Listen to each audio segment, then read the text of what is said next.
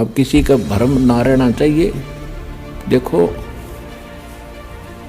एक 1000 का नोट है, उस पर लिखा है कि मैं धारक को 1000 रुपये देने का वायदा करता हूँ। दास पे लिखा नहीं है, दास बोल सकता है कि मैं उपासक को सर्व सुख और पूरा कंप्लीट मोक्ष देने का वायदा करता हूँ नियम। तो पुण्यात्मा, बिना बताए पता कैसे चले? स्वयं परमात्मा आए थे, 120 वर्ष रह के चले गए। हम लाल की पहचान करना जानते नहीं, इस कारण से मार खाते रहे। और एक तो कहना होता है विद प्रूफ प्रूव करूंगा कि इस विषय में किसी के पास ज्ञान नहीं, किसी के पास समाधान नहीं, और कबीर जैसा भगवान नहीं, और इस परमात्मा के दास को जो प्राप्त है, कबीर परमात्मा का दिया हुआ ऐसा कोई ज्ञान नहीं।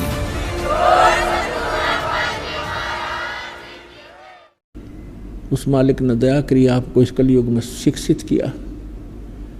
ये शिक्षा का दौर पुण्यात्माओं सन 1948-47 के बाद ही भारतवर्ष में हुआ, उससे पहले शिक्षा बिल्कुल नहीं थी। और 1951 में दास को भेज दिया अपनी प्यारी आत्माओं को संदेश देने के लिए।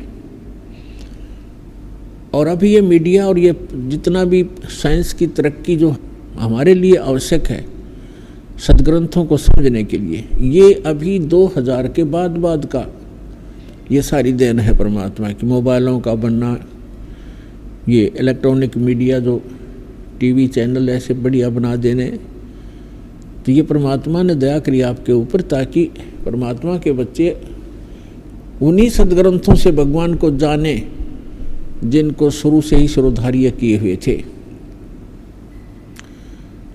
अब जिन सदग्रंथों को हम शिरोधार्य मानते थे, वो पवित्र वेद, पवित्र गीता, पवित्र पुराण, पवित्र कुरान, पवित्र बाइबल, पवित्र गुरु ग्रंथ साहिब, और उनमें परमात्मा की महिमा ही वर्णित है।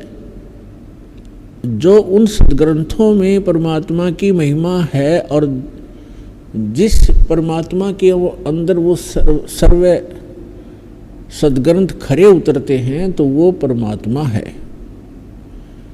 अभी तक हमारे जो धर्मगुरु थे वो गलत ज्ञान सुनाते थे, नाम इन्हीं सदग्रंथों का लेते थे और सदग्रंथों में लिखी के विवरण के विपरीत में ज्ञान सुनाया करते थे। और वो लोकवेद इतना गहरा हो गया था कि हमने उनको फाइनल मान लिया था। हम भले ही अपनी गीता वेद पुराण पढ़ते रहते थे, लेकिन हमारा ज्ञान का आधार वही डुप्लीकेट ज्ञान ही था जो पहले हम सुने हुए थे। जिस कारण से अभी तक जितने भी ऋषि महर्षि और विश्व के जितने भी पंथ पनपे हैं, उनके वर्तमान के जितने गुरु हैं, वो सभी भ्रमित हैं कि परमात्मा निराकार है। और सभी सदग्रंथों के अंदर परमात्मा साकार है, नर आकार बताया है।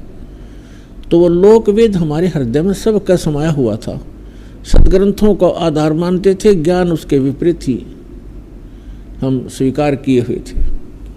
उसको हटाने के लिए इन सदग्रंथों को आपके रूबरू करना अनिवार्य था। और यही कारण है कि आज परमात्मा के बच्चे अपने पिता को पहचान रहे हैं और दौड़ दौड़ कर आ रहे हैं, अपना कल्याण करवा रहे हैं।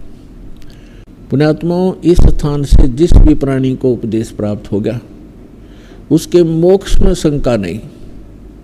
ये तो आप निश्चिंत हो जाना, आपका मोक्ष 101% है।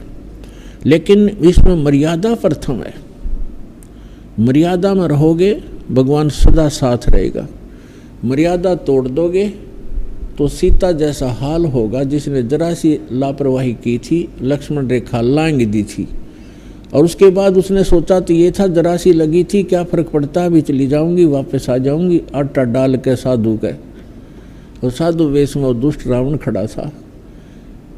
तो मर्यादा त्याग देने से उसकी कितनी दुर्गति हुई। 12 वर्ष तक रावण की कैद में पड़ी रही, सड़ती रही, लाखों करोड़ों व्यक्ति मारे गए, तब जाकर उसका छुटकारा हुआ। कैसे कितने पाप की भागिन बनी एक जरा सी मर्यादा लांघ देने से। ठीक इसी प्रकार जो हंस भक्त, परमात्मा का हंस और इस परमात्मा की दी हुई मर्यादा का उल्लंघन कर देगा, वो सीता की तरह पछताएगा और बहुत दूर हो जाएगा।